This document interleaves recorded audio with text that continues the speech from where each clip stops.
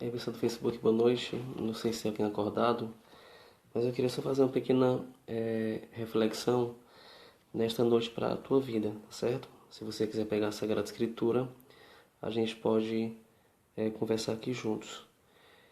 Nós conhecemos a Deus pelo sofrimento, e aí nós temos visto é, na atualidade, né, muitos cristãos tendo uma concepção errada de Deus. Então, o que é que se passa dentro do cristianismo?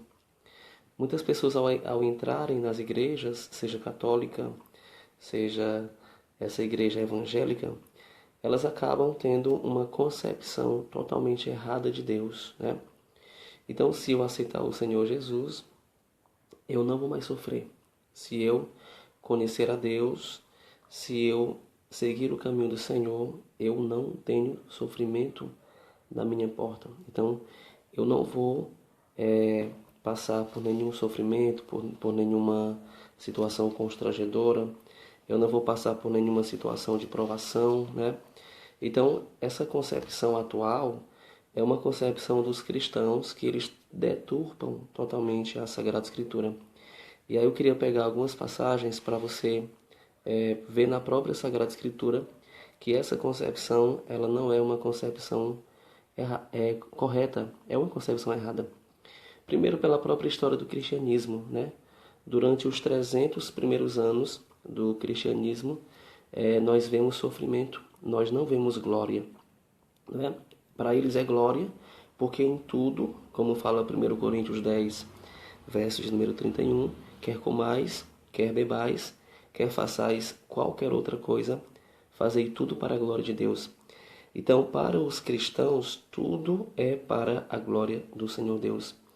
Lá em João, capítulo de número 11, verso de número 40, não sei se você se recorda, quando aconteceu a morte de Lázaro, certo? O que acontece? Uma das duas mulheres, estava Marta e estava Maria, uma delas, né, para uma delas, o Senhor Jesus direciona uma palavra. Ele fala em João, capítulo de número 11, verso de número 40. Se creres, verás a glória de Deus. Mas antes, elas presenciaram a morte de Lázaro. Se você pegar Isaías, capítulo de número 43, a partir do verso 1, tá bom? Quero ler do versículo 1 até o versículo 4.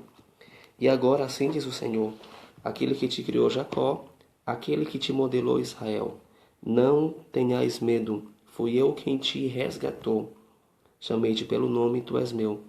E no versículo 2, a palavra de Deus nos revela, se passares pela água, eu estarei contigo, e os rios não te submergirão. Se passares pelo fogo, não vai te queimar, e nem as chamas vão te atingir. Então esse é o nosso Deus. É o Deus que está do nosso lado, né? Não é um Deus que tira de nós os sofrimentos, mas é um Deus que está do nosso lado para que nós possamos passar pelo sofrimento na presença dele, segurando a mão dele. No versículo 3 de Isaías 43, a Bíblia diz: Pois eu sou o Senhor teu Deus, o Santo de Israel, o teu forte, o teu Salvador. Para pagar a tua liberdade eu dei o Egito, para ficar contigo entreguei a Etiópia e Sabá. E no versículo 4, porque Deus nos ama, a Bíblia fala: Porque és precioso para mim, és digno de estima, e eu te amo. Permuto reinos por ti, e entrego nações em troca da tua herança. E no versículo de número 5 de Isaías, capítulo de número 43, a Bíblia diz: Não tenhas medo, pois eu estou contigo. Se você pegar João, capítulo de número 16, verso de número 33, certo? João, capítulo de número 16, verso de número 33, o que é que a Bíblia diz? O próprio Senhor Jesus falou: Eu vos digo estas coisas, para que em mim tenhais a paz. E aí o Senhor Jesus, ele fala algo maravilhoso. Neste mundo vocês terão aflições, porém coragem, eu venci o mundo. Então veja que nós não temos um Deus que nos enganou, certo? Nós não temos um Deus que nos enrolou. Nós não temos um Deus que colocou uma máscara na nossa venda, nos nossos olhos. E nós não temos um Deus que esconde de nós o fato de que neste mundo, mesmo sendo dele e caminhando na sua presença, nós não iríamos passar pelos sofrimentos. Então, pregação, igreja, pastor, padre, cristão, doutrinário, né, teólogo, exegeta, não importa, catequista, que chega para você e fala que ser de Deus significa não ter sofrimentos, que ser de Deus significa não passar pela dor, que ser cristão significa estar imune a alguma perseguição, a algum sofrimento. Essa pregação não é do cristianismo, mas é uma pregação satânica. Se você pegar Mateus capítulo de número 5, você pode pegar lá, Mateus capítulo de número 5, versos 11 e 12, certo? Mateus capítulo de número 5, versos 11 e 12, a Bíblia diz: Felizes sois vós quando vos injuriarem e perseguirem, e mentindo, disserem todo o mal contra vós por causa de mim. Alegrai-vos e exultai, porque é grande a vossa recompensa nos céus. Pois foi deste modo que perseguiram os profetas que vieram antes de vós.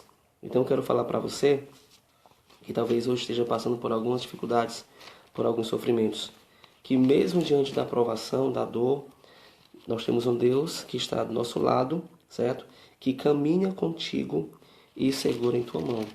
E outra, ser cristão não significa não passar pela doença, não ser perseguido, não significa não passar pela dor, não significa que tudo vai ficar bem, certo?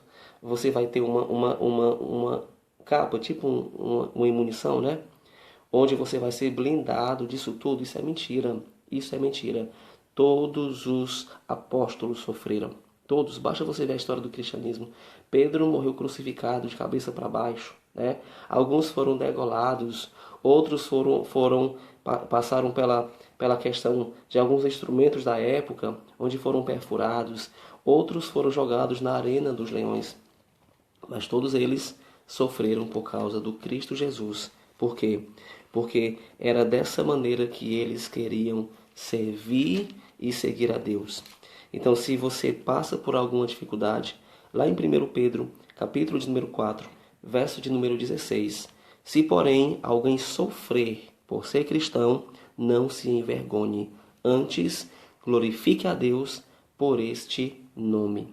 Então, primeiro, se o teu pastor, se o teu padre, se o teu dirigente, ele prega para você que ser de Cristo, que ser servo de Deus, que ser do Senhor, significa a ausência de problemas, tal pregação é mentirosa e não é de Deus.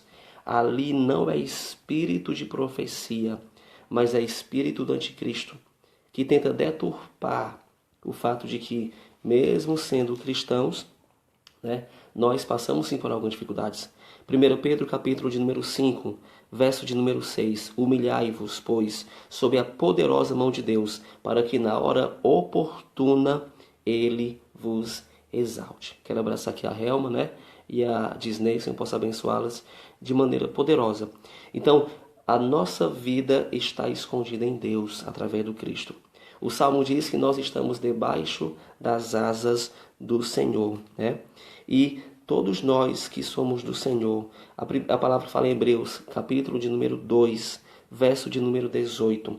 Pois tendo ele próprio sofrido ao ser tentado, é capaz de socorrer os que agora sofrem a tentação. Então, se nós somos de Cristo, nós temos que nos preparar. Nós temos que passar por tudo, pela prova, pela dor, pelo sofrimento, para que assim nós sejamos provados realmente, para que assim nós possamos almejar a glória de Deus. E por fim, se você pegar Atos dos Apóstolos, capítulo de número 14, verso de número 22, certo? Atos dos Apóstolos, capítulo de número 14, verso de número 22. Estava na época da igreja primitiva, os cristãos estavam pregando a palavra por toda parte, né? E aí eles estavam em Antioquia, levando o nome de Jesus de Nazaré para que as pessoas pudessem se converter. E em um dado momento, Quando a palavra foi anunciada em Antioquia, muitas pessoas se converteram, porém outros começaram a perseguir os cristãos, começaram a perseguir os apóstolos de Cristo. E aí o Espírito Santo falou para eles, encorajando-os, né, a cada um deles. E no verso de número 22, mais precisamente na parte B, depois dos 2 pontos, o que é que a palavra de Deus nos fala? É necessário passar por muitos sofrimentos para entrar no reino de Deus. Certo? Eu vou repetir para você. Atos dos Apóstolos, capítulo de número 14, verso de número 22. É necessário passar por muitos sofrimentos para entrar no reino de Deus. Então essa pregação mentirosa, essa teologia falsificada, mercandejada, que tem pacto com Satanás, de que o cristão não passa por sofrimento, é do diabo, não é cristianismo, não é pregação, tá certo? É doutrina da cabeça e do ventre de muitos pregadores. Todo cristão autêntico, toda pessoa que é verdadeiramente do Senhor e Salvador Jesus, passa por sofrimento. Tem combate espiritual, vai ser atacado, vai ser perseguido, vai ser caluniado, nas amizades não é aceito, no trabalho é tido como outra coisa, né? Não tem oportunidades maiores por causa da sua postura. E a palavra fala em Tiago, capítulo de número 1, verso de número 12. Feliz aquele que suporta a provação, porque uma vez provado, receberá a coroa da vida que Deus prometeu aos que o amam. Tá certo? Então a palavra deixa isso muito claro. Feliz é aquele que suporta a provação. E você está suportando a provação? Ou quando você está sendo provado, você quer desistir? Se você é de Jesus, se você seguiu ao Senhor Jesus, se você caminha na igreja, em alguma pastoral, em algum movimento, seja igreja católica, seja igreja evangélica, né? Se você caminha do lado do Senhor Jesus e se você está passando por sofrimento, por provações, talvez na família, talvez desemprego, talvez alguma calúnia contra você, talvez no teu ministério você não vê frutos, a Bíblia fala em Tiago, capítulo de número 1, verso de número 12, feliz é aquele que suporta a provação, porque uma vez provado, receberá a coroa da vida, que Deus prometeu aos que o amam, tá certo? Quero abraçar aqui o Eglerson também, que o Senhor possa abençoá-lo de maneira poderosa. O Eglerson Lima Souza, né? Que o Senhor possa te abençoar, meu irmão. Então, o sofrimento, amado, é escola de santidade. O sofrimento é escola de percebermos a glória de Deus, certo? Em 1 Tessalonicenses, capítulo de número 2, verso de número 12. Nós exortamos e encorajamos e adjuramos todos e a cada um de vós a que levais uma vida digna de Deus, que vos chama para o reino e a sua glória. Então, o Senhor nos chama para a sua glória. E se o Senhor nos chama para a sua glória, não importa o que acontecer conosco, tudo é para a glória de Deus. Você deve lembrar que a própria palavra fala em Romanos, né?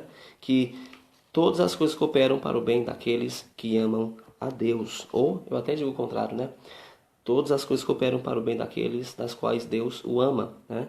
Também quero abraçar aqui o nosso irmão Naldo, que o Senhor possa abençoar, que o Senhor possa abençoar poderosamente a sua vida. E o apóstolo Paulo, né, no seu ministério, ele levava a palavra do Senhor para muitas pessoas, né? Ele evangelizava os povos, ele fundou muitas comunidades, ele levou realmente